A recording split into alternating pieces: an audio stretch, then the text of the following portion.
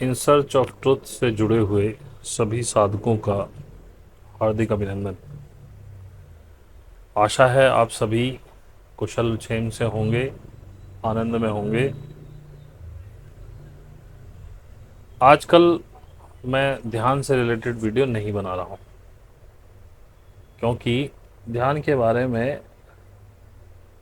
सब कुछ तो नहीं कह सकते, लेकिन जितना मुझे पता था, या कह सकते हैं कि जितना आपको जानना था, उतना मैं बता चुका हूँ। अब लाइव में यदि आप कुछ सवाल पूछें, आपके सवाल ही अब आगे कुछ और निकलवा सकते हैं जो कि आपसे पूछने आते नहीं। और आगे लाइव भी जो होंगे, ये शायद आपको लाइव के बाद ही मिलेगा वीडियो। तो लाइव जो होंगे अब रिकॉर्ड नहीं होंगे, वो लाइव की तरह होंगे।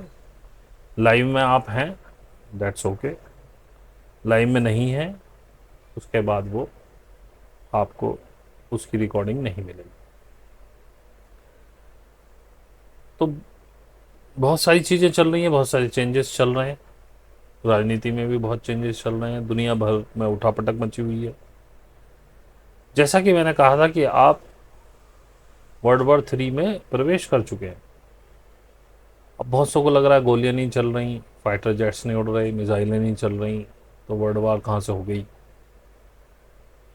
देखिए, युद्ध का आज तक आपने केवल एक ही फेस देखा है। आपको पता है कि युद्ध होता है तो भाई गोलियां चलती हैं, ये होता है वो होता है, तोपें आती हैं, हवाई जहाज उड़ते हैं, मिसाइलें गिरती हैं, बम गिरते हैं।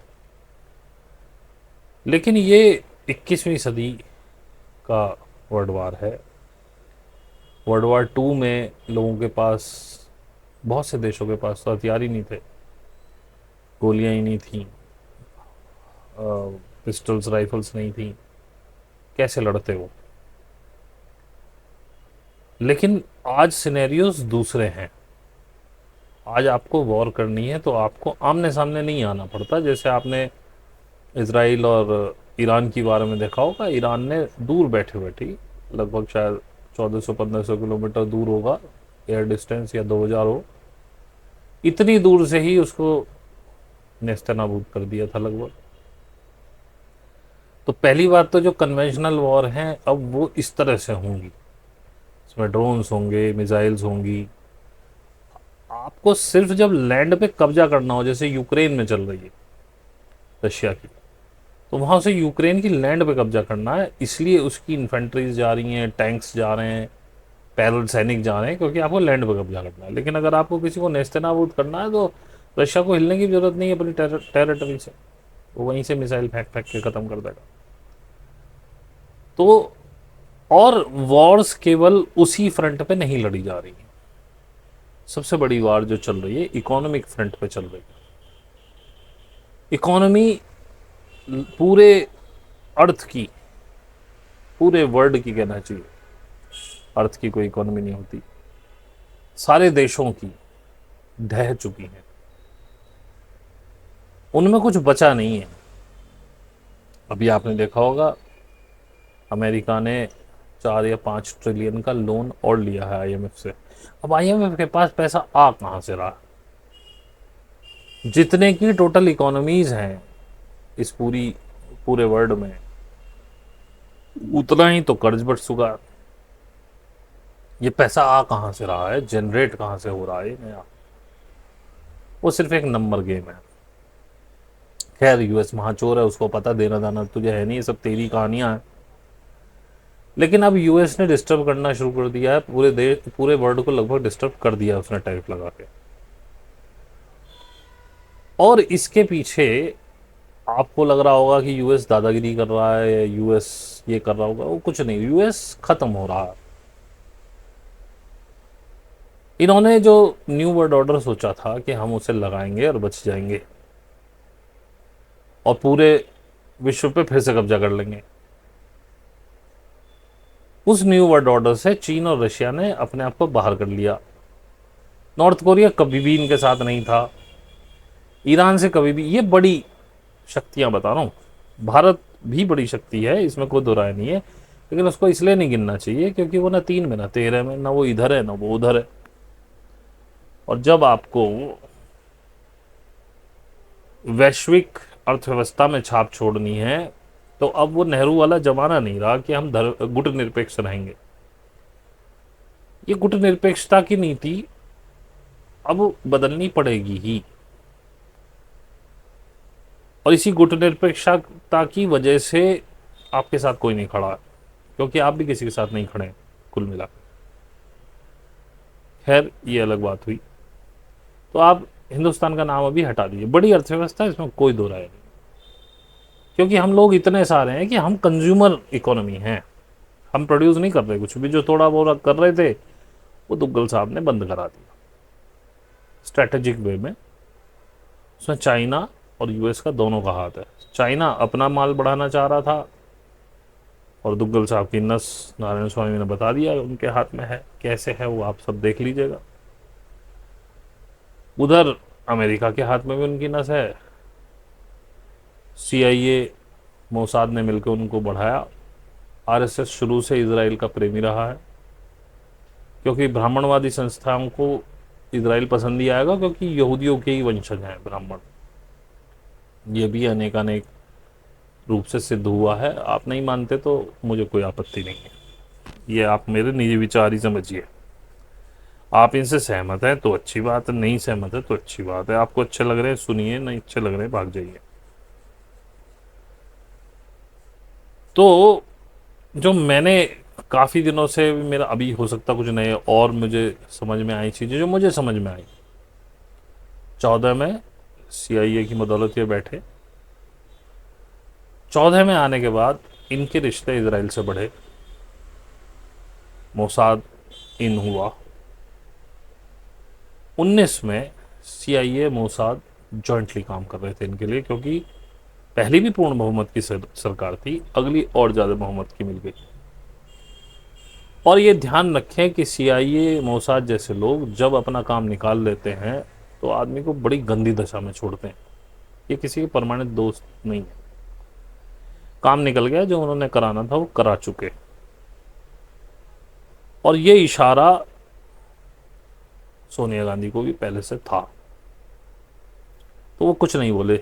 10 साल बिल्कुल चुप रहे। राहुल गांधी बिल्कुल शांत।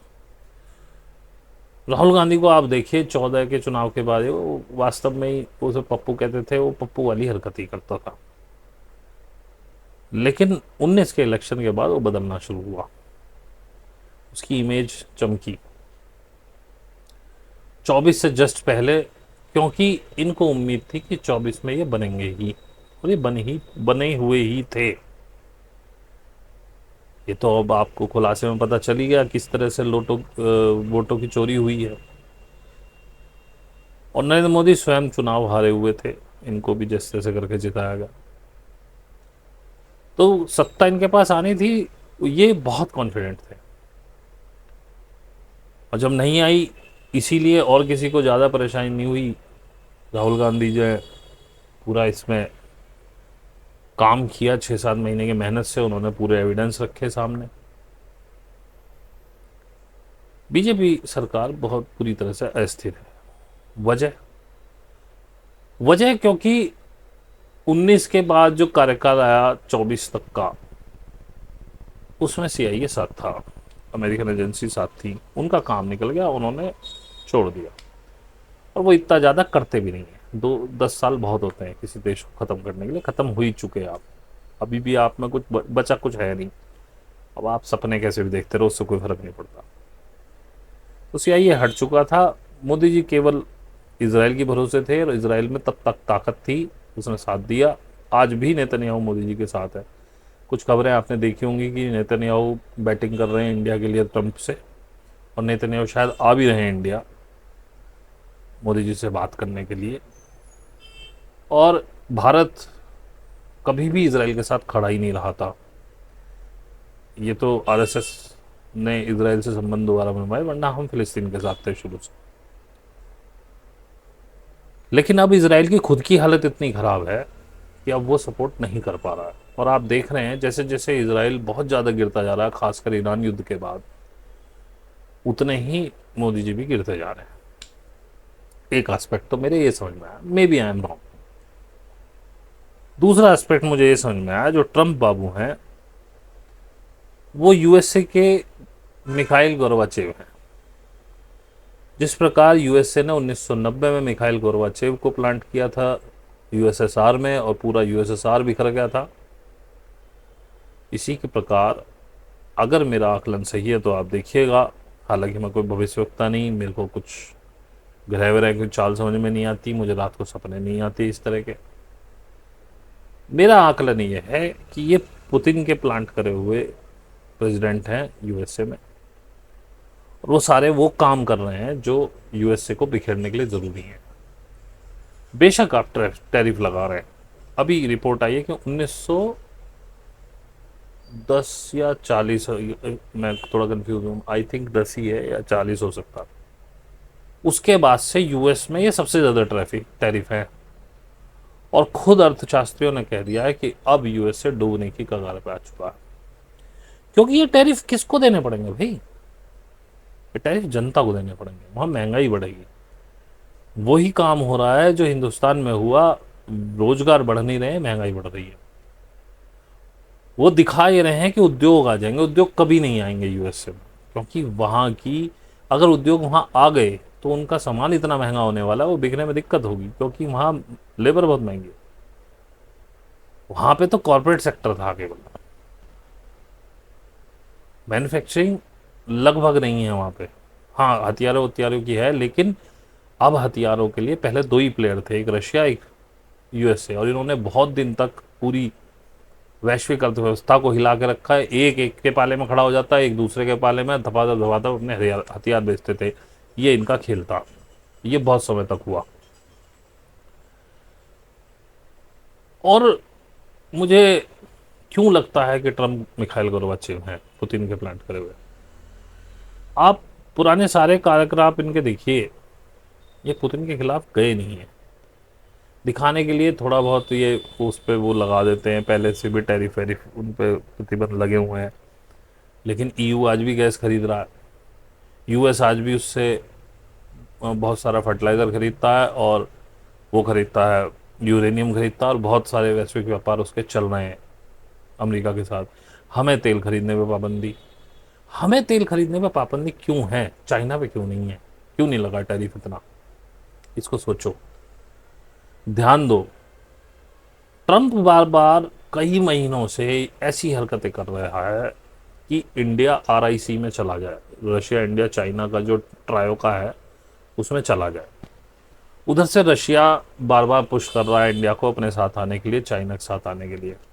चाइना भी बहुत सारे कालांतर में, काफ़ी साल पहले से कुछ कुछ ऐसी चीज़ें कर रहा है कि ये मेरे से आके बात करें, लेकिन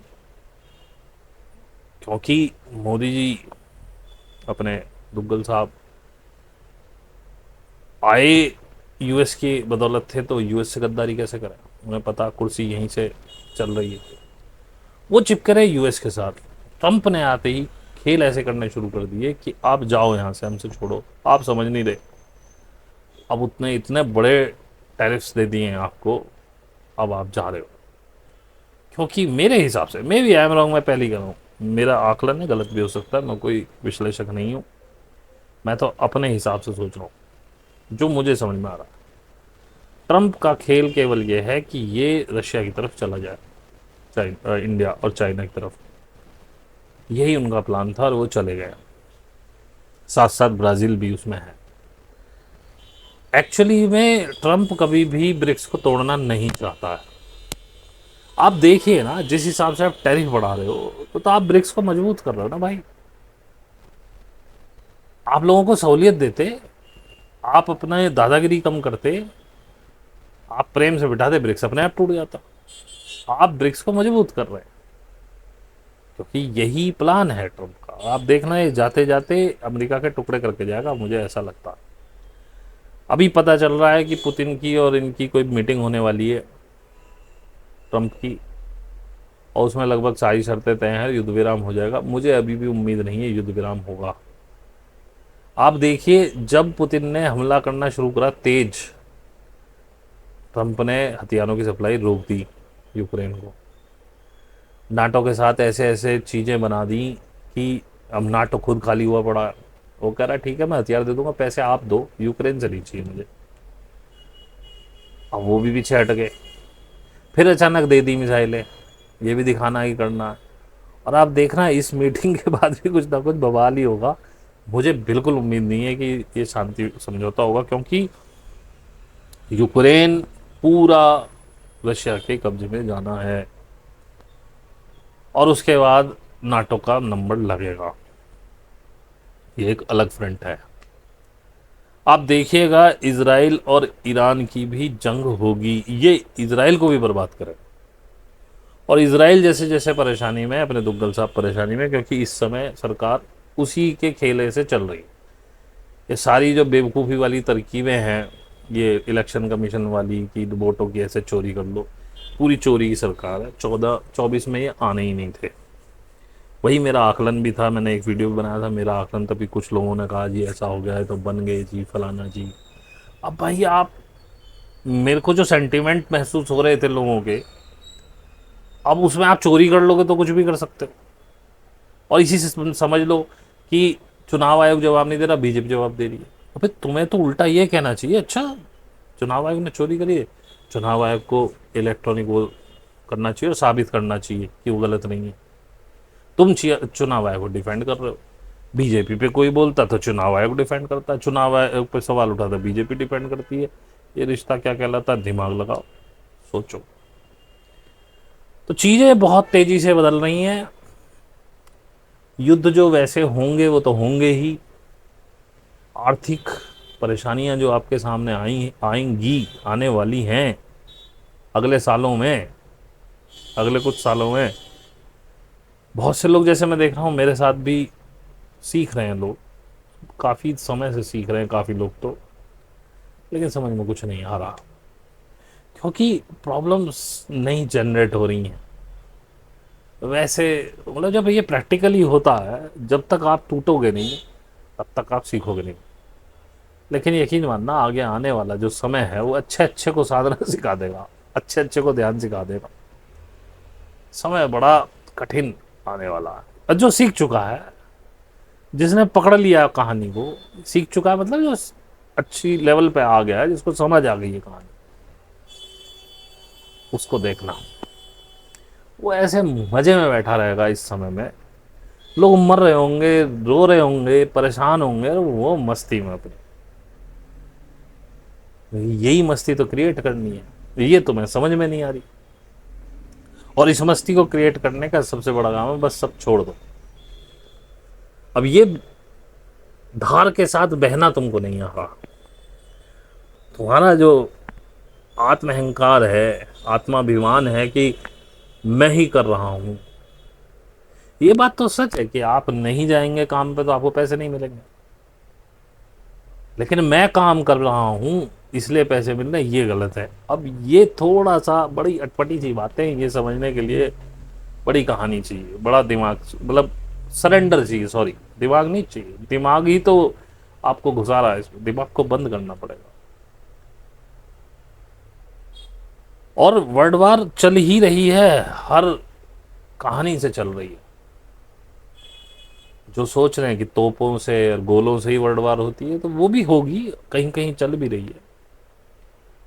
आप मानिए या न मानिएगा, इजराइल एक समय पे आपको ख़त्म दिखेगा, और ट्रंप की नीतियों की वजह से यूएसए इतना कमज़ोर हो जाएगा, ये किसी से लड़ नहीं पाएगा। और उसी सब में आप देखिएगा कि ये टुकड़े टुकड़े हो जाएगा यूएसए। सारे स्टेट्स अपनी अपनी कायदे में, ये अलग अलग कंट्रीज़ हैं एक तरह की, वो मिलके यूनाइटेड स्टेट्स ऑफ अमेरिका बना हुआ, ये टूट जाएगा, ऐसा मेरा आकलन है। हो ना हो ये फ्यूचर डिसाइड करेगा। आज किस्मत से मैं बिल्कुल फ्रेश माइंड में हूँ, और मेरे सर में कोई कुंडलनी वगैरह का दबाव भी नहीं है, हल्का फुल्का तो रहता ही है, तो उसकी तो मुझे आदत है। तो मैं बड़े प्यार से बोल पा रहा हूँ, आपसे बात कर पा रहा हूँ। मेरे को अधिकतर तो पता ही नहीं होता मैं क्या बोल गया, मैं अपने बार बार दोबारा सुन लेता हूँ कि मैंने बोला क्या था, लेकिन आज मुझे पता है मैं क्या बोल रहा हूँ, इसलिए शायद मेरे पास ज़्यादा बोलने के लिए भी कुछ नहीं है। और मैं नहीं चाहता कि मैं ज़बरदस्ती हर वीडियो को 1-1 घंटे, आधे आधे घंटे से ऊपर का बनाऊँ। क्योंकि जो दिमाग में चल रहा था वो आपको बता दिया। बीजेपी सरकार बहुत परेशानी में लग रही है इस समय। कब ये चेंज हो जाए किस क्षण, मैंने पिछली बार भी कहा था, अब भी कह रहा हूँ, कोई भरोसा नहीं है। और मोदी ने संकेत दे दिया। मोदी जी की बॉडी लैंग्वेज तो 24 के चुनाव में ही हार चुकी थी, और अब उन्होंने जो वो संकेत दिया है कि जी मुझे पर्सनल इसमें जो क्षति होगी वो मैं लेने को तैयार हूँ, अपने किसानों और मछुआरों के लिए मैं नहीं झुकूंगा। तो भाई साहब, मोदी जी ऐसे व्यक्ति नहीं है। आपने देखा 1.5 साल किसान बैठे रहे, 750 किसान मर गए, उसके बाद भी जब दोबारा धरना दे के आए, पता नहीं कितने लोगों को मार दिया इनकी पुलिस ने। मोदी जी का मन नहीं पिघलता, इतना आसान नहीं है। लेकिन मोदी जी पूरी तरह से अब बंध चुके हैं, उनके पास कोई अस्त्र नहीं बचा है, क्योंकि अब वो अडानी को भी नहीं बचा पाएंगे। स्थिति इतनी खराब है, इसी वजह से उन्होंने यूएस को कट करके अब वो चाइना की तरफ भागे हैं। आपकी उद्धार तब होगा जब आपके घर के अंदर मैन्युफैक्चरिंग होगी। आप चाइना से पुर्जे खरीद के असेंबल करके बेचेंगे, आपका उद्धार नहीं हो सकता। और ये बात आप जान लो, आप इतनी बड़ी अर्थव्यवस्था हो कि यदि आप सेल्फ सस्टेन मोड में आ गए तो भी आपका कोई नुकसान नहीं होता। क्यों, मैक्सिमम कंट्रीज से तो हम खरीद ही रहे हैं, बेच कहाँ रहे हैं यूएसए को छोड़ के। भाई, आप ये जो अरब कंट्रीज से तेल ले रहे हो वहाँ आप खरीद ही रहे हो, रशिया से आप खरीद ही रहे हो, अमेरिका से भी आप एलएनजी वेलएनजी ये सब खरीद ही रहे हो, कतर से भी खरीद ही रहे हो, मैक्सिमम चाइना से भी आप खरीद ही रहे हो। आपका व्यापार घाटा सब तरफ बढ़ ही रहा, क्योंकि मैन्युफैक्चरिंग नहीं है।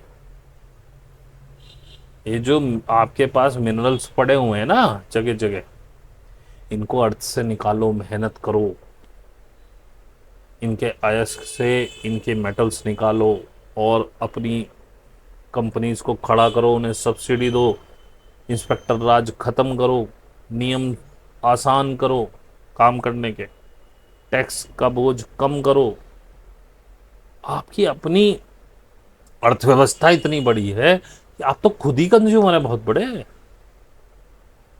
आपको बाजार के बाहर के लोग आपको बेचने आ रहे हैं। आप पहले अपनी अर्थव्यवस्था में सेल्फ सस्टेनेबिलिटी लाओ कि मैं अपनी अर्थव्यवस्था का पालन खुद ही कर लूंगा, इसी से आप देखना कितने बढ़ जाओगे। टैक्स बढ़ाने से कभी भी देश आगे नहीं जाता। आपने देखा, ये गवर्नमेंट कहती है कि जी हम इतने लाख करोड़ रुपए टैक्स इकट्ठा कर रहे हैं, और थपथपा रही है पीठ और अनभक्त ताली बजा रहे हैं, हो कितना टैक्स कलेक्शन कर रहे हैं। अबे बेवकूफ, तुम्हारी जेब काट रही है गवर्नमेंट।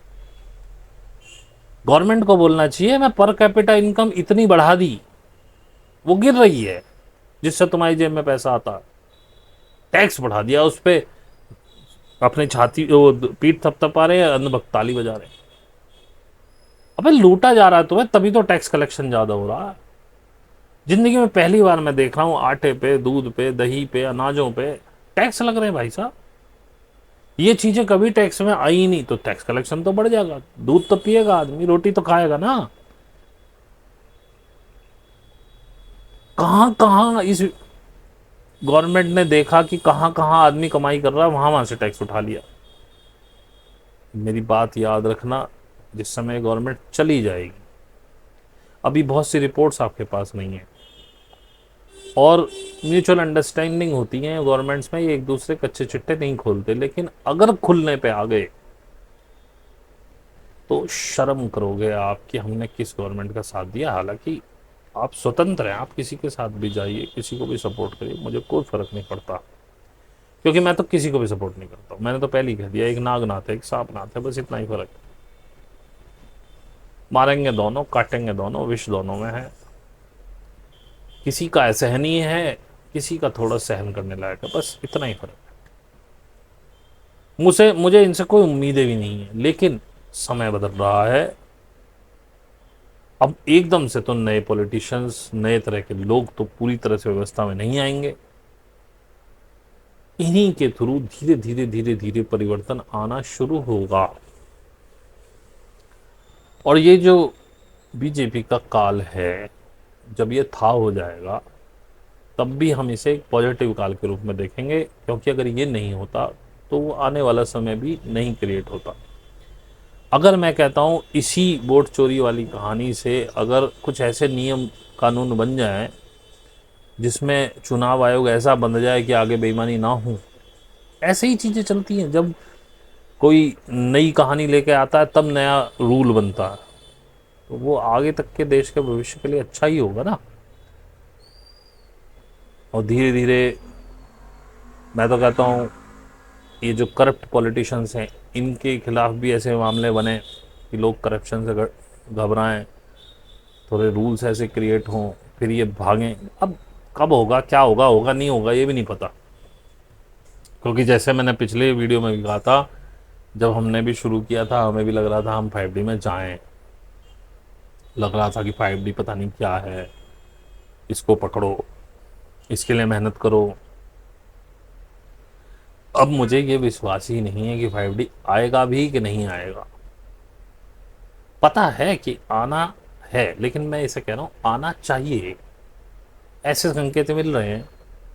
लेकिन नहीं भी आएगा तो मुझे कोई आपत्ति नहीं, मैं उसके इंतज़ार में नहीं बैठा, क्योंकि अब जिस परिस्थिति में मैं हूँ मैं बड़े आनंद में जी रहा हूँ। और मैं पूरी ज़िंदगी जब तक भी मेरी मृत्यु आनी है मैं आनंद में ही जीऊँगा। मुझसे ये 2D में हो, 3D में हो, 4D में हो, 5D में हो, 10D में हो, मुझे कोई फ़र्क नहीं पड़ता। ना ही अब मुझे 5D का कोई इंतज़ार है, क्योंकि 5D एक नॉर्मल बंदा सोचता है बड़ा आनंद होगा, वहाँ सब इजी हो जाएगा, ये हो जाएगा, वो तो एक लालच है। और वो सब तो मैं खुद ही पा लिया, उतना आनंद में अब इससे भी ज़्यादा आनंद होगा ही क्या, मैं इमेजिन भी नहीं कर सकता। प्रेजेंट में रहता हूँ, ना फ्यूचर की कोई प्रॉब्लम है ना पास्ट की कोई प्रॉब्लम है। मैं ईमानदारी से अब कुछ इंतज़ार नहीं कर रहा, लेकिन समय के साथ बह रहा हूँ जहाँ तक लेके जाए, जैसा भी हो। अब मैं कोई ना, अगर ये ऐसे ही चलता रहे तो भी मुझे कोई प्रॉब्लम नहीं है, और अगर अच्छी चीज़ें आए तो भी मुझे कोई प्रॉब्लम नहीं है, क्योंकि ये तो मेरी समझ में आ गया अच्छा बुरा कुछ है ही नहीं, ये सब हमारे मन के वहम है। तो मेरे को पर्टिकुलरली कोई प्रॉब्लम नहीं है किसी से भी। मैं तो सिर्फ आपको बता रहा हूँ चीज़ें कैसे कैसे अनफोल्ड हो रही हैं, जो मेरी समझ में आ रही है। मे बी आपकी समझ से मैं गलत हूँ, हो सकता हूँ, बिल्कुल गलत हो सकता हूँ। अभी किसी अर्थशास्त्री को सुन रहा था, तो उन्होंने बहुत अच्छी बात कही। उन्होंने कहा जो भी बेरोज़गारी हिंदुस्तान के अंदर है वो बेरोज़गारी क्यों नहीं दिख रही है। वो नहीं दिख रही है ये इंस्टाग्राम, फेसबुक और गूगल की वजह से। आज आप गूगल बंद कर दीजिए, मैं समझता हूँ युवाओं का एक बहुत बड़ा तबका बेरोजगार हो जाएगा, जो बहुत मोटा अमाउंट, मोटा भी नहीं गए तो कुछ लोग तो आराम से 5-6 हज़ार तक तो आराम से कमा रहे हैं, कोई बड़ी बात नहीं है। उल्टे सीधे कंटेंट्स बना करके उन्होंने भी, इस गूगल और फेसबुक के प्लेटफॉर्म ने भी बेरोजगारी की असर को बहुत हद तक कम किया हुआ है। लेकिन ये उनका हथियार है एक तरीके से। एक तो हमारे जो युवा इसमें लगे हुए हैं रील्स वगैरह बनाने में, वीडियोस, कंटेंट क्रिएशन में, कुछ अच्छे भी हैं, ऐसी बात नहीं है, कुछ बहुत अच्छी चीज़ बना रहे हैं, एजुकेशनल है वो अच्छी हैं। लेकिन बहुत से तो बेकार, आपने भी देखा होगा, वो यूपी की 2 लड़कियां थी, उनको गिरफ्तार कर लिया, वो सारे गाली गलौज से भरे हुए उल्टे सीधे वीडियोस बना दिए, ऐसे बहुत सारे। कुछ लोग सही कंटेंट बना रहे हैं लेकिन वो एजुकेशनल नहीं है, वो अच्छा कंटेंट है कि आप फैमिली के साथ देख सकते हैं। एक दो पति पत्नी हैं, वो थोड़े से डबल मीनिंग टाइप के कंटेंट बनाते हैं। मेरे को ये समझ नहीं आता, जब उनकी औलादें बड़ी होंगी और जब वो उसका असली मतलब समझ, and they are involving their childrens into that also, तो वो क्या इस पर प्रतिक्रिया देंगे मुझे नहीं समझ में आता। खैर, मेरा वो मतलब नहीं है, मैं कंटेंट की बात नहीं कर रहा हूँ। मैं बात कर रहा हूँ कि अगर गूगल बंद कर दे अपनी सर्विसेज इंडिया में, फेसबुक बंद कर दे, तो बेरोजगारी और बढ़ेगी, और बढ़ी हुई दिखाई देगी। अब बात तो सारी ये ठीक है, मैंने सारे एस्पेक्ट्स आपको बता दिए, लेकिन ये हो क्यों रहा है? क्या जरूरत पड़ती है अमेरिका को ये सब करने की? तो उसके लिए भी मैं एक अमेरिकन अर्थशास्त्री को सुन रहा था, उन्होंने बताया कि वर्ल्ड की 4% पॉपुलेशन अमेरिका के पास है, and it is very hard कि आप 4% पॉपुलेशन से पूरे वर्ल्ड पे रूल करो। तो उनको दो तीन चीज़ों का ध्यान रखना पड़ता है। एक तो कोई उनसे ज़्यादा पावरफुल ना हो जाए, पैसों में के वैसी शक्ति में हथियार वगैरह ना बनाने पड़े, टेक्नोलॉजिकली आगे ना हो जाए। और इसीलिए वो जो ग्रोइंग कंट्रीज हैं, विकासशील देश जिन्हें कहते हैं, उन पे इतना क्लोज वॉच रखते हैं कि वो उनके पास ऐसे लोग हैं, ऐसे कंप्यूटर्स हैं शुरू से ही, कि वो उसमें डाटा फीड करके ये अंदाजा लगा सकते हैं कि इस स्पीड से जा रहा है, जिस तरीके से चल रहा है, 20 साल बाद ये कहाँ होगा। वो 20 साल पहले प्लानिंग कर लेते हैं इस चीज की। अब आप मुझे बताइए, भारत पर जो 50% टैरिफ लगा है उसका क्या मतलब है? हमारी कोई दुश्मनी नहीं अमेरिका के साथ, हम उनको सस्ता माल बेच रहे हैं। वो तो मैं आपको बता ही चुका हूँ, जैसे कि भाई ये सारा मुझे इसमें पुतिन का प्लान लगता है, क्योंकि अमेरिका ने भी, मैंने जैसा पहले कहा, वो अमेरिका कह रहा हूँ सॉरी, रशिया ने भी बहुत बार ट्राई किया, और पिछले 10 साल से ज़्यादा से चीन ट्राई कर रहा है कि इंडिया एक बार आके मेरे से बात करे और हम लोग साथ काम करें। ये तो आप हिस्ट्री में देख लीजिए, जो बंदा मैन्युफैक्चरिंग करता है वहीं पे वेल्थ इकट्ठी होती है। हम सोने की चिड़िया थे तब हम मैन्युफैक्चर कर रहे थे, हमने मसाले नहीं दिए थे उन लोगों को, सीड्स नहीं दिए थे, हम मसाले खुद उगा रहे थे। हालांकि आज भी हम मसाले बहुत ज़्यादा हम ही एक्सपोर्ट करते हैं, लेकिन फिर भी बीच चले गए और देश भी उगा रहे हैं। सिल्क का चाइना सबसे ज़्यादा वो था, लेकिन बुनकर हमारे अच्छे थे। हालांकि चाइना से भी बुन के आता था, थान के थान में बड़ी बात कहूँ, लेकिन कॉटन यार्न, हमने कॉटन रॉ एक्सपोर्ट करना शुरू कर दिया। तो मशीनें तो उनके पास हैं सस्ती, उन्होंने बनाना शुरू कर दिया। जब तक हमारी कपड़े और इन चीज़ों पे मोनोपोली थी और हम बनाते थे, हम ही सबसे ज़्यादा बनाते थे, तो हम उस समय सोने की चिड़िया थे। सब लोग लूटने हिंदुस्तान को ही आए, हिंदुस्तान कहीं नहीं गया, क्योंकि उसके पास खुद इतना था, वो जरूरत ही नहीं उसको जाने की। और इन्होंने अब ये देखा काफ़ी साल पहले, 20 साल पहले की बात कर रहा हूँ, 20-25 साल पहले, कि इंडिया इज ग्रोइंग गुड। और ये कोई भी विकसित देश किसी भी विकासशील देश को पनपने नहीं देना चाहता। जैसे कि आप ब्राज़ील में देख लीजिए, जो अभी लूला उनके जो प्रेसिडेंट हैं, या वो क्या कहते हैं उनको, प्रधानमंत्री या जो भी होते होंगे, मुझे इतना तो पता नहीं, उनसे पहले वाले जो हैं वो भी हाउस अरेस्ट हैं, और ट्रंप उनको फ्री करने के लिए कह रहा, क्योंकि जब तक वो थे तब तक ब्राज़ील की पॉलिसीज उनके हिसाब से डिज़ाइन हो रही थी। और ये सब आपको लूटने के लिए आते हैं। अभी जो हम पे और ब्राज़ील पे मैक्सिमम टैरिफ है, क्योंकि ब्रिक्स को तोड़ना। हालांकि मैं मानता हूं कि इस कदम से ब्रिक्स और स्ट्रांग होगा।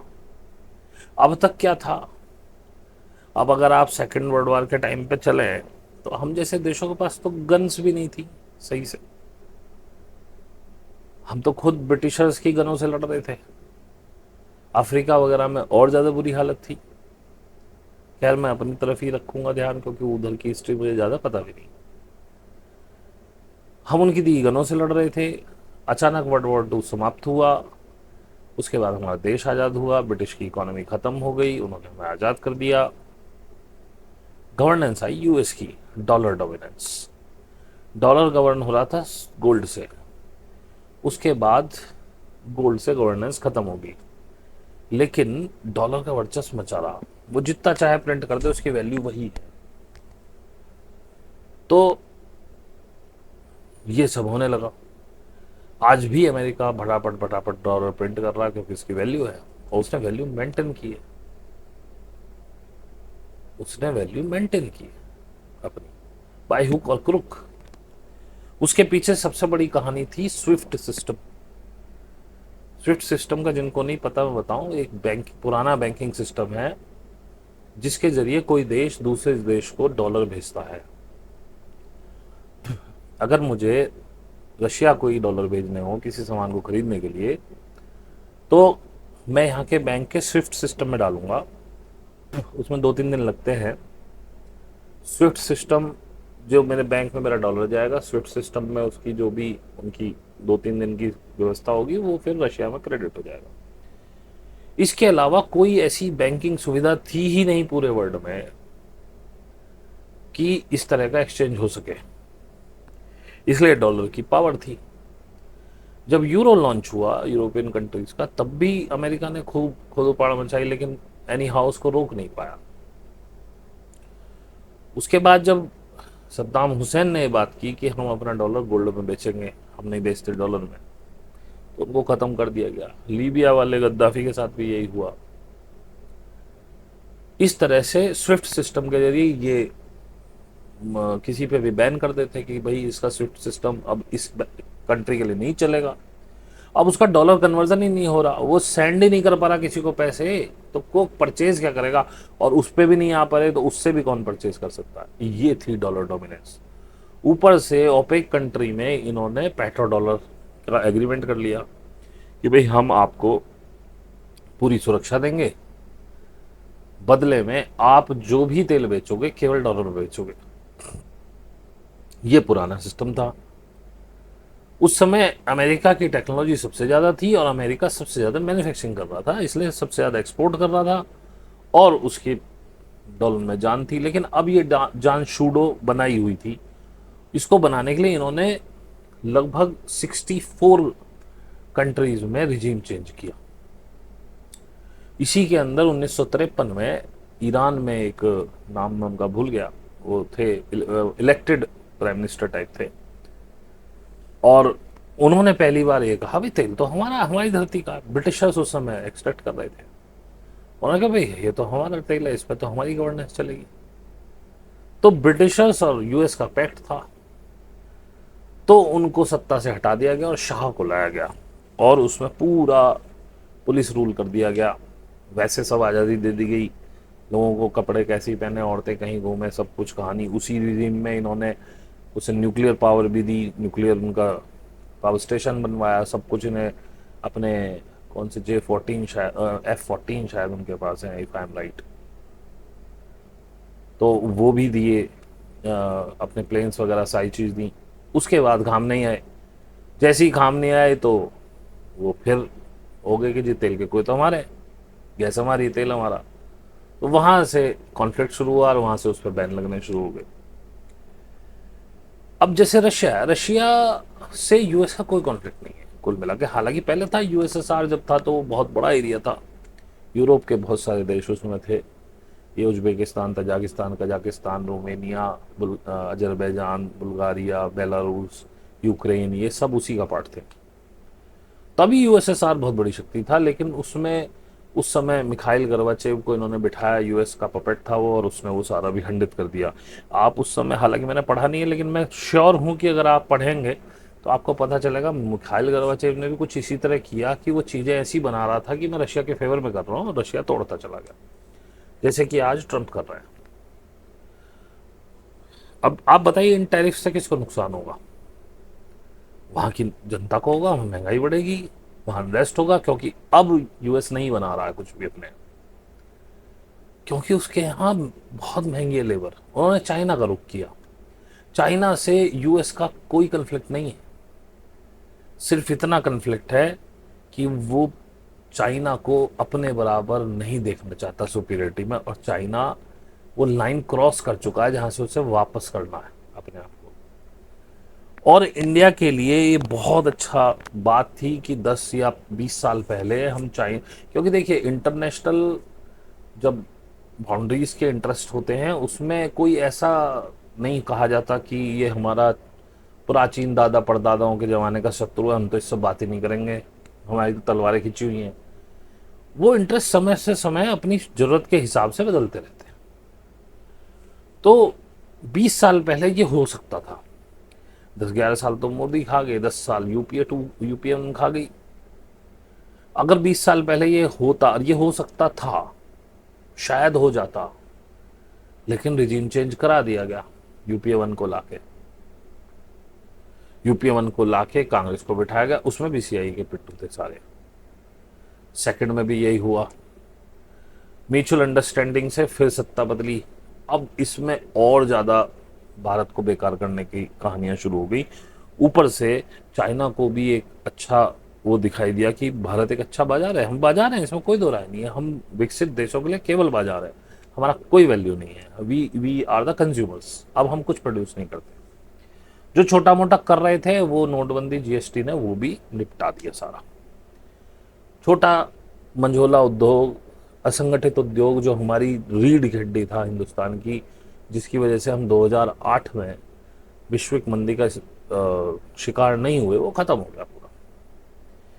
अब इतना बड़ा इंस्पेक्टर राज आ चुका है कि छोटे उद्योग नहीं चल सकते भाई साहब। बेटर है कि आपको बल्ब बेचना है, चाइना से मंगा लो, यहाँ बेच दो, सस्ता पड़ता है। किसी व्यक्ति ने मुझे एक छोटी सी मोटर दिखाई थी, बोले इंडिया में जो प्रोड्यूस होती है 45 रुपये कॉस्ट आती है इसकी। बोले यूएस से ये विद गियर्स, वो खाली मोटर की बात कर रहा है, बोले ये विद गियर्स मेरे को 3.5 रुपये में पड़ती है, और इसमें एक्सपोर्ट कॉस्ट भी है, मतलब इम्पोर्ट कॉस्ट भी है। अब लगाइए कहाँ कंपीट करेंगे। 20 साल पहले होना ये चाहिए था कि हमें चाइना, क्योंकि अब चाइना में लेबर महंगी है हमसे, और जैसा अमेरिका से उद्योग चाइना शिफ्ट हुए सस्ती लेबर के चक्कर में, ऐसे ही चाइना से अब इंडिया आ सकते हैं। हम दोबारा से एक मैन्युफैक्चरिंग हब बन सकते थे। और चाइना ने जो गलवान वलवान पे कब्जे किए, मैं अपने हिसाब से, मेरा आकलन ये है कि ये सिर्फ एक हिंट्स है कि आप हमसे आके मिल लो। चाइना को यूएस काउंटर करने के लिए इंडिया की जरूरत है।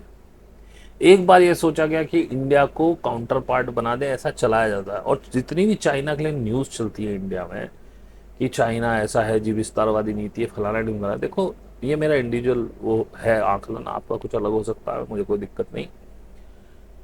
चाइना ऑस्ट्रेलिया से आयरन ओर खरीदता है, और वहाँ क्योंकि आयरन ओर की बहुत बड़ी खदानें हैं, वहाँ से भर भर के जाता है। ऑस्ट्रेलिया की इकोनॉमी उस आयरन ओर पे टिकी हुई है, और वो सारा चाइना खरीदता है। ब्राज़ील में, आपके अफ्रीका कॉन्टिनेंट में, साउथ अफ्रीका में चाइना ने बहुत बड़े बड़े इन्वेस्टमेंट किए हुए हैं। उन्होंने वहाँ पैसा लगाया, इंफ्रास्ट्रक्चर डेवलप किया है, और आज भी जो माल ले रहे हैं पैसा लेके दे रहे हैं। आपको ये पढ़ाया जाता है कि चाइना सब जगह से लूट रहा, ये है वो है। अरे वो नहीं लूट रहा कुछ भी भाई, पैसे दे के ले रहा है, सब खुश है। किसी और कंट्री से आपने सुना China is a destroyer, China हमें दबा रहा है, फलाना ढिमकाना, हम पे कब्जा कर रहा है? नहीं, वो मेटल्स खरीद रहा है आपने, उसने टेक्निक डेवलप किया उनको सबसे सस्ते और सबसे जल्दी निकालने के लिए। उन लोगों के पास नहीं है, आज यूएसए के पास भी नहीं है वो टेक्निक, हमारे पास तो, हम तो खैर भूल जाओ।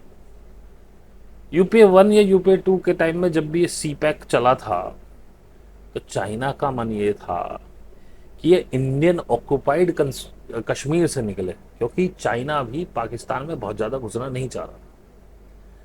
At that can be done, अगर हम उस समय मान जाते तो हम हमारे कश्मीर से होके ये सी पैक जो है, हो सकता था गुजरात के आसपास से सिंध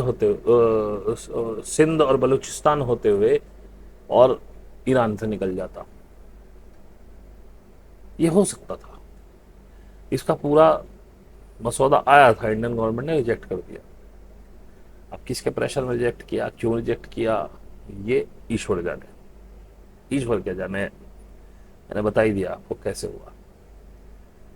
और अगर वो सी पैक हमारी तरफ से निकलता, मैं यकीन से आपको कह सकता हूं, उसी सी पैक के नीचे उसके साइड साइड में ईरान से गैस और तेल की पाइपलाइंस आ सकती थी, और अगर एक बार पाइपलाइंस बिछ जाती, कोई रेस्ट्रिक्शन काम नहीं करता।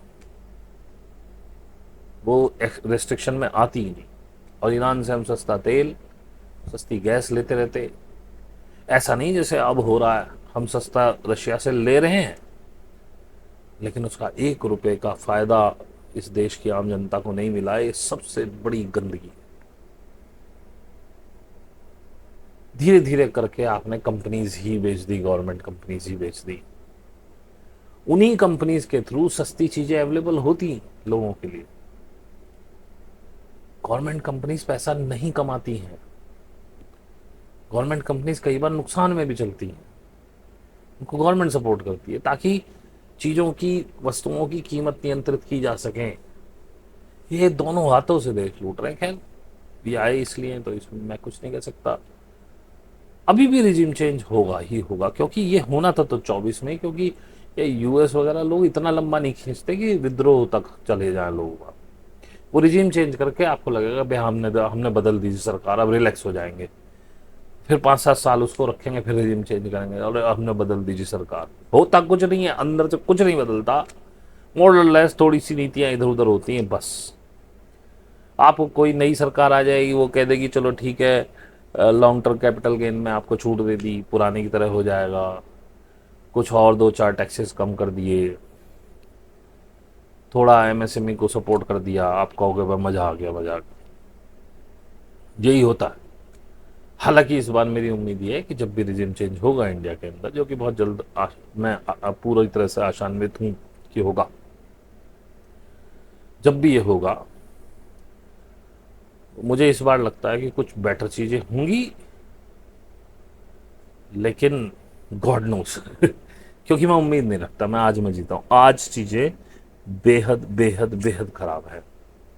हम कुछ भी प्रोड्यूस नहीं कर रहे हैं, हमारा टोटल पैसा ड्रेन हो रहा है। हमारे यहाँ जो एफडीआई का डिनोरा पीटते थे, अब आप देखेंगे गवर्नमेंट एफडीआई की बात नहीं कर रही, 99% डाउन है। मैंने आपको बताया था शेयर मार्केट से दूर रहो। इस समय एक वो है बिज तक करके चैनल है, उस पर वो आलोक करके आते हैं। एक अभी कुछ दिन पहले थे, अब शेयर बाजार 1 लाख के ऊपर जाएगा, अब तो मजा आ गया। ये वो जरा चढ़े तो कहते हैं वाह बस अब हो गया पार, नीचे आए तो अरे मर गए मर गए मर गए अभी उसमें खबर आई थी कि एफआईआईज ने अपना पैसा निकालना शुरू कर दिया, जो दिख भी रहा है कि नीचे जाएगा। मुझे नहीं पता ये परमानेंट नीचे जाएगा कितना। मेरे पास खबर ये है कि ये बिल्कुल गड्ढे में जाएगा। मैं इस बात की पुष्टि करता हूँ, मेरे पास ये खबर है। ये कहाँ से है ये मेरे गाइड्स ने मुझे बताई है। मैं अब समय देखिएगा, कुछ ना कुछ तो होगा। अब झूठ एक निकलती है, सच निकलती है। मैं दावा नहीं करता ये सच होगी, आज तक तो कोई बुरी उनकी गलत हुई नहीं। लेकिन आप भी देखिए, मैं भी देखता हूँ, इसमें क्या बात है। मैं तो ना ज्योतिष होने का दावा कर रहा हूँ, ना भविष्यवक्ता होने का दावा कर रहा हूँ, ना मैं आपकी कोई जन्मपत्री देखता हूँ। मुझे इससे कोई लाभ भी नहीं उठाना, ना मैं लाभ ले रहा हूँ। तो भाई मेरे पास इन्फॉर्मेशन ये दूसरी ये है, मेरे पास इन्फॉर्मेशन ये है कि अब की बार जो भी सरकार आएगी वो लोगों के भले के लिए काम करेगी। अब करेगी ये देखने वाली बात है, क्योंकि मैं हमेशा कहता हूँ मैं आशान्वित हुई नहीं, मैं पूरी तरह से निराश हूँ। मेरे को किसी से कोई आशा नहीं है। मैं वर्तमान में बढ़िया, मेरी बढ़िया कट रही है, मेरी बढ़िया ही कटेगी, चाहे सरकार ये रहे चाहे आगे रहे। मेरा ना सरकार से कोई पंगा है, ना उनके विपक्ष से कोई पंगा है, और ना मैं अकेला कुछ बदल सकता हूँ। इतनी भी मुझे पता है मेरी कुवत नहीं है अकेला बदलने की। और इस समय किसी को जगाया भी नहीं जा सकता। जब तक आपके पेट में खाना है तब तक आप सड़क पर नहीं आ सकते। बहुत मास एक दूसरी आज़ादी की लड़ाई लड़नी पड़ेगी, आपके बस की तो नहीं है। आप मॉरली ख़त्म हो चुके हो। जब आपका बच्चा जो भूख में पैदा होगा, अभाव में पैदा होगा, वो क्रांति करेगा, आपके बस की है नहीं।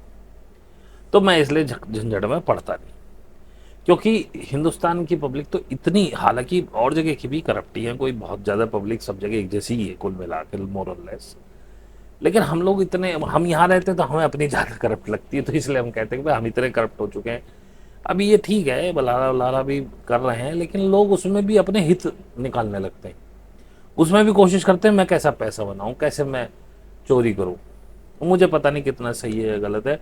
बल्हारा भी, किसी ने मुझे बताया बल्हारा पैसे ले रहा, मतलब उनके अपने क्यूआर कोड से लोगों से पैसा मांग रहे। ठीक है भाई, आंदोलन चलाने के लिए पैसा चाहिए होता है। कितना ले रहा है क्या नहीं ले रहा, मुझे क्या मतलब। और मैं क्यों इस बारे में बात करूं।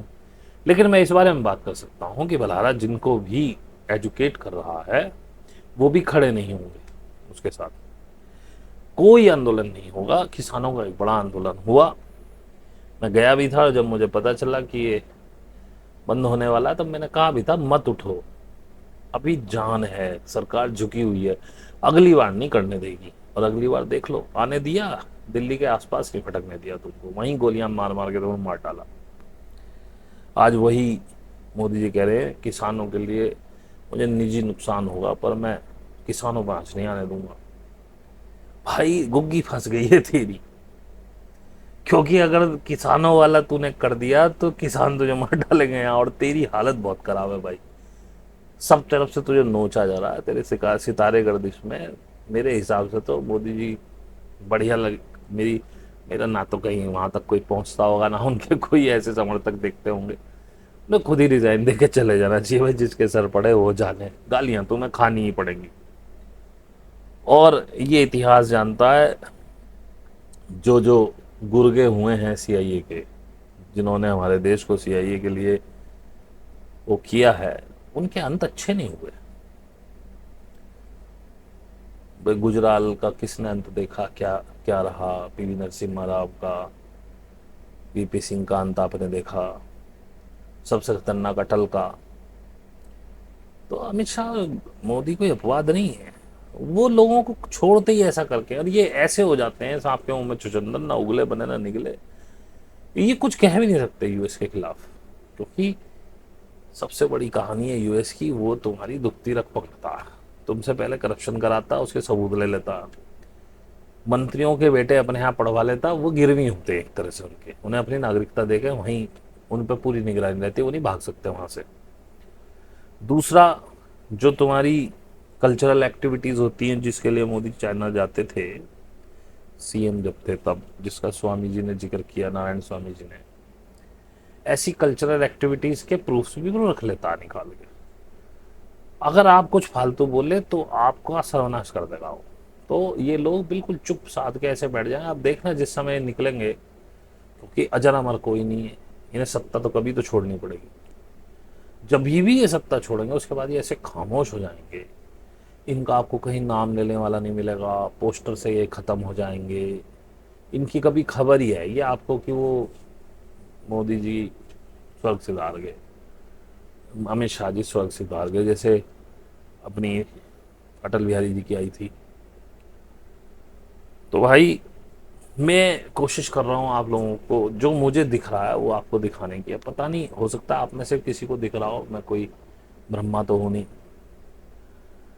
तो मैं वो कोशिश कर रहा हूँ, शायद कुछ कामयाब हो जाऊँ, क्योंकि साधक को साधक होने के साथ साथ अवेयर भी होना चाहिए। शायद आप ना देख पा रहे हो, शायद आपको मेरी बात से बिल्कुल भी इत्तेफाक ना हो, और हो सकता है आप सोचें कि हाँ यार बात में दम तो है। उसी अर्थशास्त्री ने बताया कि चाइना की सॉरी यूएस की चाइना से कोई कॉन्फ्लिक्ट नहीं है, वो सिर्फ ये जाता है मेरी डोमिनेंस खा जाएगा ये। लेकिन अब चाइना इतना आगे जा चुका है, अभी टेक्नोलॉजी इतनी ऊपर आ चुकी है कि चाइना ने अपना सिस्टम डेवलप कर लिया, रशिया ने अपना डेवलप कर लिया, आपस में पैसे एक्सचेंज करने का। अभी उनको जरूरत ही नहीं है उसकी, वो लाख सैंक्शन कर दे उनको।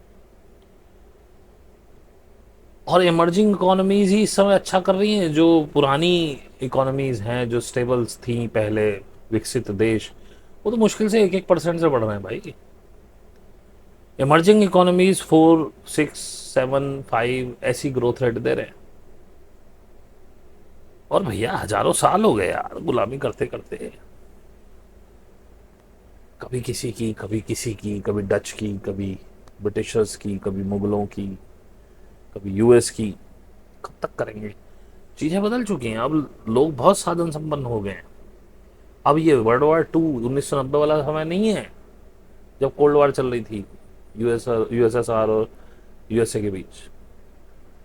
अभी इंफॉर्मेशन फैल गई है बहुत, इंटरनेट वगैरह का जिस हिसाब से फैला हुआ है, अब चीजें बन रही हैं। ईरान जैसे देश को बहुत कमतर आका था, इन्होंने देखो बैंड बजा दी उसने इसराइल की। अब के युद्ध होगा, खत्म कर देगा इसराइल को पक्का, गारंटी दे रहा हूँ आपको, छोड़ेगा नहीं कभी। और ये देखते रह जाएंगे। और मुझे अब भी यही लग रहा। अभी एक और व्यक्ति को सुन रहा था, उसने पता है क्या बताया, बोले जो यूक्रेन की और रशिया की एक पीस टॉक हुई थी जो, जिसमें ये लोग गए भी थे, उसमें बताया गया था यूक्रेनियंस जितने भी आए थे आर्मी ड्रेसेस में आए थे। तो उस शख्स ने बताया कि मुझे पता है इंटरनली कि वो पीस टॉक लगभग हो चुकी थी, मतलब सब कुछ खत्म हो जाना था, सब साइलेंट हो जाना था। बोले यूक्रेनियंस उठ के चले गए बिना कुछ कहे। अब बोले क्यों चले गए, क्योंकि अमेरिका से यही आदेश थे कि बस उड़ जाओ। फिर मैं आपसे कह रहा हूं, अमेरिका इस समय, ट्रंप भाई जो हैं अपने पुतिन साहब के पिट्ठू हैं। किसी ने कहा है कि जो रशिया है वो चेस खेलता है, क्योंकि रशिया से यूएस को कोई खतरा नहीं है, क्योंकि उनको पता है कि उनका जो वो है, उनके पास लैंड बहुत है, खदानें बहुत हैं, गोल्ड बहुत है उसके पास ऑयल बहुत है, गैस बहुत है, लोग नहीं है। यूएस जैसा ही समझ लो, यूएस से भी हल्का ही है, उसको खतरा नहीं है रशिया से। उसे खतरा है चाइना से, उसे खतरा है इंडिया से। इंडिया जिस हिसाब से इमर्ज कर रहा था, कहीं हम चाइना के साथ ना मिल के सेटिंग बना लें। और मैं तुम्हें बता रहा हूँ, अगर इंडिया को आगे बढ़ना होगा तो इन्हें चाइना के साथ जाना ही होगा। अब जा भी रहे हैं, अब देखो कितने जा पाएंगे। इन्हें 20 साल पहले अगर ये कर लेते, और ये इंडस्ट्रियाँ मैं बता रहा हूँ 80% शिफ्ट होती है इंडिया में, क्योंकि यहाँ की लेबर रेट वहाँ से भी कम है, और हम प्रॉस्परस हो जाते हैं। आज हमारे पास होते कि रेयर अर्थ मेटल्स कैसे बनाने हैं, आज हम बना रहे होते चिप्स। अब देखो किस तरह से तोड़ा गया। आगे आने वाला देखो, अगर आप पुराने में देखें, अगर राजीव गांधी उस समय कंप्यूटर नहीं लाते, डिजिटल क्रांति नहीं लाते, तो आज हम सॉफ्टवेयर डेवलपमेंट वगैरह में एक बहुत बड़ी सर्विस इंडस्ट्री खड़ी करने में कहाँ से कामयाब होते हैं इंडिया में। आज भी ट्रंप ने इस इंडस्ट्री को एग्जेम्प्ट रखा है, इस पर कोई टैरिफ नहीं है, क्योंकि उनको पता है रातों रात किसी भी कंपनीज की सर्विसेज शिफ्ट नहीं की जा सकती। हो सकता है अंदर से ऑर्डर हो गया हो कि भाई अब आप धीरे धीरे दूसरे देशों में बढ़ो, इंडिया से धीरे धीरे कॉन्ट्रैक्ट खत्म करो, लेकिन इन्हें करने में भी 5 साल लग जाएंगे। ये रातों रात नहीं जा सकती। मैं काम करता हूँ आईटी फर्म में, मुझे पता है रातों रात आप बंदे ऐसे नहीं कह सकते भाई आप मत सर्विस दो, अब कल से ये देगा, पूरी कंपनी ठप हो जाएगी। तो उसने उसको एक्सेप्ट कर दिया, उस पर कोई टैरिफ नहीं है सर्विस इंडस्ट्री पे। तो अगर राजीव गांधी वो मूव ना लेते तो आज हम यहाँ ना खड़े होते। और जिस समय हम और आगे बढ़ने चाहिए थे, हमारा आईआईटी का जो प्रोफेसर है वो कह रहा है कि हम गौमूत्र और गोबर पर रिसर्च कर रहे हैं। ऐसा ज्ञान कोई बेवकूफ दे सकता है जिसे अपनी हिस्ट्री का नहीं पता। अगर तुमने हिस्ट्री पढ़ी होती तो तुम्हें पता होता कि ब्राह्मण्स गौ खाया करते थे। 9वीं शताब्दी में जाके इन्होंने कंप्लीटली मीट बैन कर लिया, गौ तो गौ, और गौ को माता बना लिया। तो अचानक 9वीं शताब्दी से गौमूत्र में और गोबर में ये चीजें मिलने लगी। और संबित पात्रा को कभी सुना हो, कहता कि सुप्रीम कोर्ट कहता गोबर कोहिनूर से भी ज्यादा हुआ है। तो भाई कोहिनूर बेचना इसे, कोहिनूर कौन खरीदे। देखें ये इंडिया में ही अंधभक्त कर सकते हैं। एक कोई डॉक्टर है, उसकी रील देखी, वो गोबर खाता है भाई साहब, उसने खा के दिखाया अपने साथ, मैं तो रोज खाता हूँ। क्या यार तुम्हारी बुद्धि है। गाय के गोबर में और अगर मूत्र में इतने अच्छे तत्व होते, गाय के बछड़े को देखा कभी गौमूत्र पीते हुए, गोबर खाते हुए? उसे पता है कि बस थन में ही है जो कुछ है, यहीं से निकलेगा तेरे लिए माल, तो दूध पीता हो जाए, वो नहीं चखता। हाँ मैंने देखा है कभी कभार गाय एक दूसरे का मूत्र पीती हैं, उसका भी कोई साइंटिफिक रीजन होगा। ऐसे तो स्वमूत्र चिकित्सा हमारे देश के एक प्रधानमंत्री रहे जो अपना ही मूत्र पीते थे, उससे बहुतों को लाभ भी हुआ। तो इसका मतलब ये थोड़ी दुनिया पीने लगे। अचानक 9वीं शताब्दी में गाय माता, अब कह रहे हैं जी गाय गाय मारी जा रही है इसलिए धरती हिल रही है, भूकंप आ रहे हैं। गाय का धरती का कोई संबंध नहीं है। जिसको तुम अपनी गाय मान रहे हो, ये ब्राजील से आई है इधर, इसका उद्गम ब्राजील में है। ब्राह्मण जो गाय है ये कहते हैं जी यहाँ जिससे ले जाकर उन्होंने डेवलप करी, यहाँ से कोई गाय नहीं गई, वहां से सारी गायें आई हैं इधर। साहिवाल रेड सिंधी पाकिस्तान में डेवलप हुई है, ये ऐसे डेवलप की गई है। हमारी गाय याक, चमरी गाय जिसे बोलते हैं, जो तिब्बत की तरफ से मिलती है, वो है हमारे यहाँ की गाय। हमारे यहाँ ये पशु कभी आया ही नहीं नीचे। ये तो 3000 3,500 साल पहले जब ये ब्राह्मण्स या आर्य, आर्य कह दो, ब्राह्मण नहीं, आर्य जब आए हैं, ये साथ लेकर आए इसको। फिर बहुत सारी ब्रीड्स डेवलप किए इन्होंने आपस में क्रॉस क्रॉस करा के।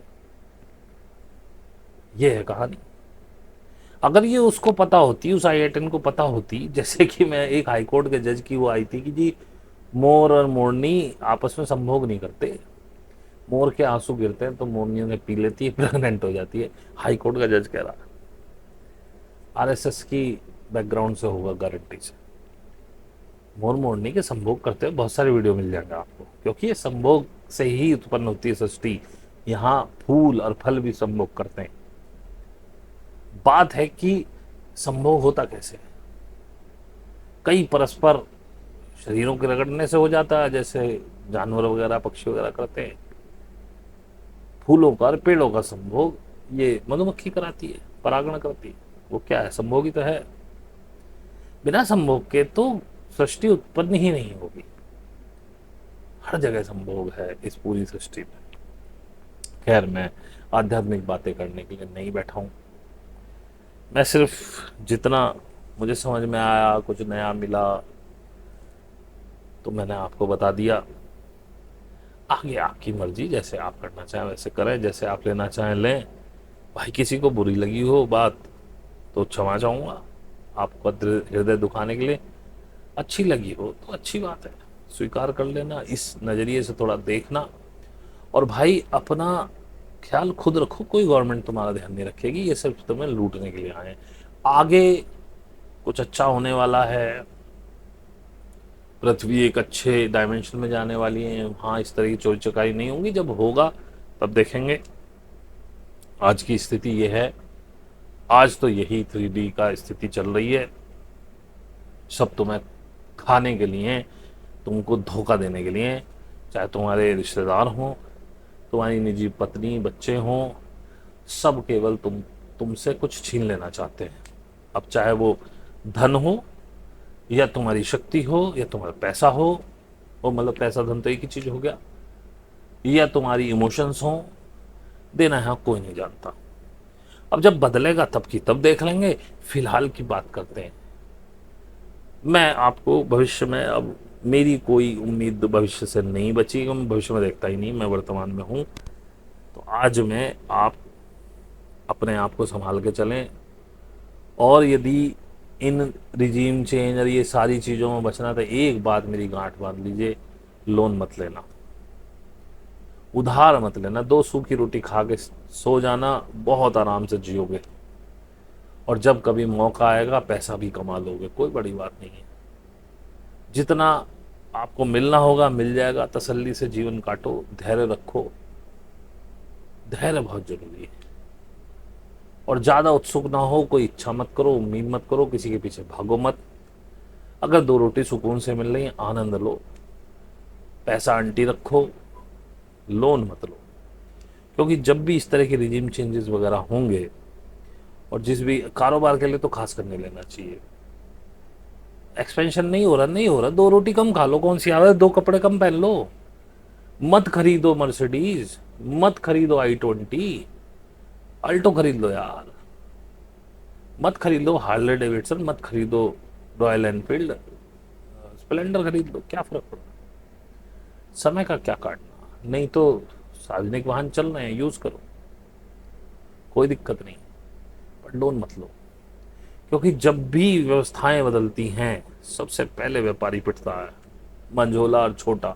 हालांकि अब तो इतना इंस्पेक्टर राज है कि मंझोला छोटा व्यापारी तो कुछ कर ही नहीं सकता, वो सिर्फ अपनी लाश को ढो रहा है। उनके बिजनेस लाश बनते जा रहे हैं दिन ब दिन। आप देखो, लोगों के चेहरे उतरे पड़े। मेरे दोस्त हैं बड़े अच्छे अच्छे व्यापारी हमारे, उसमें कभी जाता हूँ तो उनके चेहरों से दिखता, उनकी दुकान में जाके दिखता कि काम आधा भी नहीं रहा। अभी एक नारायण स्वामी की वो देखी, मैंने शायद जिक्र किया नहीं किया मुझे नहीं पता। उससे किसी ने पूछा आप राजीव गांधी और आपके बीच संबंध कैसे थे? बोले मेरे बहुत अच्छे मित्र थे। बोले तो ये पहले से पता था कि उनका असैसिनेशन होने वाला है? बोले मैंने खुद 10-15 बार राजीव गांधी से कहा तुम चेन्नई मत जाना, क्योंकि तुमने इंडिया से लिट्टे को ख़त्म किया है, वो तुम्हें मार देंगे। तो उसने पूछा फिर वो क्यों नहीं रुके?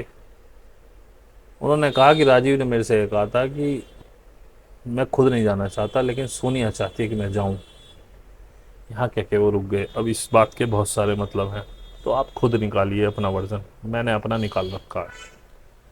क्योंकि ये ऐसे सेंसिटिव चीज़ें हैं कि इन पे आपके अपने मतलब खुद के ही होने चाहिए, उन्हें आप सार्वजनिक भी मत करिए। अब इसके मैं तो हमेशा से कहता आया हूँ कि सत्ता सोनिया गांधी के हाथ में जानी थी। ये तो सुषमा स्वराज उस समय धोती खोल तांडव करने लगी और बहुत सारे ये मुरली मनोहर जोशी वोशी की हम सिर मुंह डालेंगे फलाना ढिमकाना, कोई विदेशी व्यक्ति हमारे धरती का कैसे प्रधानमंत्री बनेगा। Okay, Manmohan Singh is there, कबूल करना पड़ा, अब क्या बोलो। लेकिन सबको पता है यूपीए 1 यूपीए 2 में सत्ता कैसे चलती थी। प्रधानमंत्री तो सोनिया गांधी ही रही। 10 साल कांग्रेस की चुप्पी, और जो अवतार अब राहुल गांधी का दिख रहा है, और जो अवतार आपको 2014 से पहले या विद इन 19 तक 20 तक दिख रहा, 19 तक दिखता रहा एक्चुअली, वो क्या था? खुद सोचो। ये लोग बेवकूफ बना देते हैं हमारा। सत्ता इन्हीं के हाथ में जानी है दोबारा से। ये 24 में ही जानी थी। राहुल गांधी पूरी तरह आश्वस्त थे, उनकी बॉडी लैंग्वेज भी कह रही थी, वो आज भी आश्वस्त है कि सरकार कभी भी गिर सकती। और मैं आपको बता रहा हूं, कुछ भी हो नेक्स्ट पीएम राहुल गांधी ही होगा। ये देख लीजिएगा। अगर विपक्ष के हाथ में सत्ता जाती, अब की मतलब बीजेपी से एनडीए से, ऐसे कहते हैं एनडीए से यूपीए के हाथ में यदि सत्ता जाएगी, तो पीएम कैंडिडेट राहुल गांधी ही होगा। एंड वेरी सून, बहुत जल्द आप इसको पीएम होते हुए देखेंगे। ये मेरा आकलन है, maybe I am wrong. तो साहब, आज मैं सिर्फ आपसे इतनी ही वार्ता करना चाहता था ध्यान साधना के बारे में। आपको कुछ बात करनी है, कुछ सीखना, वैसे तो आपकी सीखने की कोई वो है नहीं। एक सज्जन मेरे पास अभी एक मैसेज आया, मैं सीखना चाहता हूँ। अबे भाई कौन है तू, कहाँ से है, क्या काम करता है, कुछ तो लिख। इतना लिख दिया तो अब नहीं। एक बोले जी, वो पहले भी उनसे बात हुई थी, बोले जी मैं आपसे सीखना चाहूँगा। अब जब तेरा गुरु है तो उसके साथ सीख रहा, उसी के साथ सीख। प्रॉब्लम यह है, अगर वो मेरे पास ये कहता जी मैंने अपने गुरु को परख लिया, मुझे कुछ नहीं मिला, मैं असंतुष्ट हूँ, अब मैं उनको छोड़ रहा हूँ, मुझे नए गुरु की तलाश है, मैं आपके पास आना चाहता हूँ, तो शायद मैं सोचता। पर बकवास करके तुम मेरे पास आओगे, गुरु भी नहीं छोड़ना, पुरानी कहानियां भी तुम्हें नहीं छोड़नी। तो भाई मुझे पता है कि एक एक इक्का दुक्का कोई आएगा। 2 लोग आए मेरे पास अभी, देवर रेडी। मैंने सोचा बोला कोई दिक्कत नहीं, हमें करना ही है यार, आपके साथ करना, बात खत्म। कब तक करेंगे इस बात की मेरी कोई जिम्मेदारी नहीं है, ना मुझे कोई उम्मीद है उनसे।